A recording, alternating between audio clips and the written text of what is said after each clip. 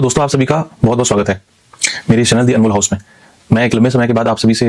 एक बड़े ही अच्छे और बहुत ही इंपॉर्टेंट टॉपिक के साथ मैं बात करना चाहता हूं। रिसेंटली आप सभी ने देखा होगा कि सुप्रीम कोर्ट जो है वो महिलाओं के लिए एक बहुत बड़ा डिसीजन माननीय सुप्रीम कोर्ट ने लिया है, और वो आपके समक्ष किसी न किसी के थ्रू जरूर आया होगा, या आप उसको रील्स में देखे होंगे, या आप वो वीडियो के थ्रू देखे होंगे, या आपने अगर न्यूज देखा है तो आप देखे होंगे। और मुझे ये बता करके बेहद खुशी का अनुभूति हो रहा है, और मैं अपने जजमेंट में काफी सारी बातें, बहुत लंबी चौड़ी बातें कही हैं। मैं अभी जजमेंट पढ़ रहा था, तो सुप्रीम कोर्ट ने ये बोला कि जो मेंस्ट्रुअल जो राइट है वो पूरे तरीके से फंडामेंटल राइट है। वो ऐसा इसलिए है कि ये सिर्फ जो है एक नेचुरल बायोलॉजिकल प्रोसेस नहीं है। इसके तहत जो महिलाओं को अलग अलग वर्क प्लेसेस पे, कई जगह एजुकेशनल इंस्टीट्यूट्स में और भी कई स्ट्रीम पे, कई प्लेटफॉर्म के ऊपर जिस तरीके के डिस्क्रिमिनेशन महिलाओं के साथ किए जाते थे, तो सुप्रीम कोर्ट के आदेश के अनुसार, उनके एक्सप्लेनेशन के अनुसार वो ये कह रहे थे कि उनका ये कहना है कि इसको फंडामेंटल राइट में रखने के बाद अगर इस तरीके की कोई भी गतिविधि समाज के अंदर होती है, अगर आपको वर्कशिप के लिए मना किया जाता है, अगर आपको किसी इंस्टीट्यूट में आने के लिए या एडमिशन के लिए इस बेसिस पे डिस्क्रिमिनेशन आपके साथ होता है, तो ये साफ साफ पूरी तरीके से आर्टिकल 21 का ये वायलेशन होगा। दोस्तों,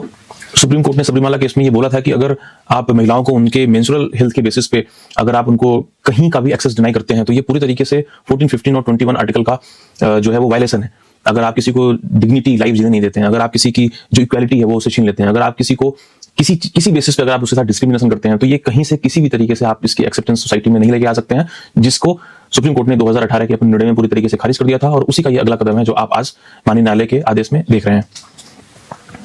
दोस्तों, सबरीमाला केस आपने सुना होगा। सबरीमाला टेम्पल से रिलेटेड जो केस है 2018 का, उसमें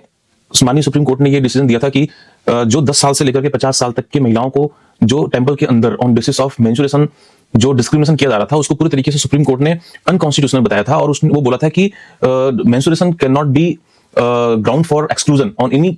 सर्कमस्टेंस, ऑन एनी कंडीशन। तो ये जिस तरीके का समाज और जिस तरीके की सोसाइटी हमारी साइंटिफिक होती जा रही है, और साल दर साल समय के साथ हम जिस तरीके से ग्रोथ कर रहे हैं, डेवलप कर रहे हैं, तो उसके साथ ऐसी चीजों का बाइकआउट होना और ऐसे रूल्स और रेगुलेशन जो हमारे संविधान के अंदर पड़े हुए हैं, उसको हटना बहुत जरूरी था, जो माननीय न्यायालय ने पहले कर दिया था।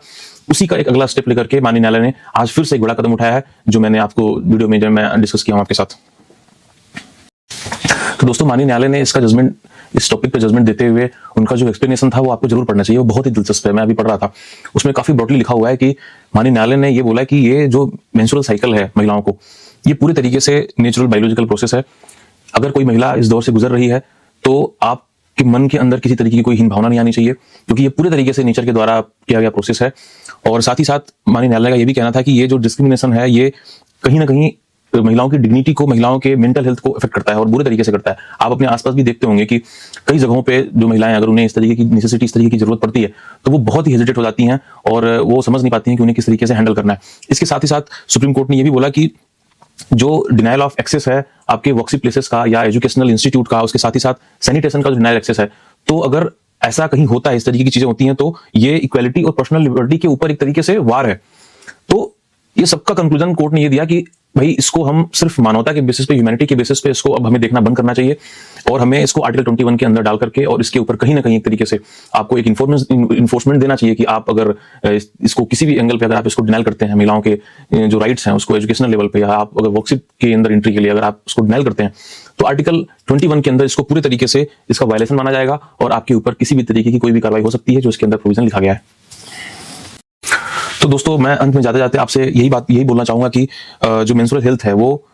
मेंस्ट्रुअल हेल्थ जो है वो सिर्फ एक सिंपैथी नहीं है हमारे लिए। अगर हम उसे समाज में, सोसाइटी में पूरी तरीके से एक्सेप्ट करते हैं, तो वो हमारे लिए सिर्फ एक ह्यूमैनिटी के बेसिस पे एक सिंपैथी भर नहीं है, वो हमारे लिए पूरी तरीके से एक फंडामेंटल राइट है, जो लाइफ विद डिग्निटी है, और हम किसी महिला को दे सकते हैं एक छोटे से अपने स्टेप के जरिए। इसी के साथ अपनी वीडियो को मैं यहीं पे विराम देता हूं। अगली वीडियो में आप फिर से मिलिए, तब तक के लिए बने रहिए। धन्यवाद। जय हिंद।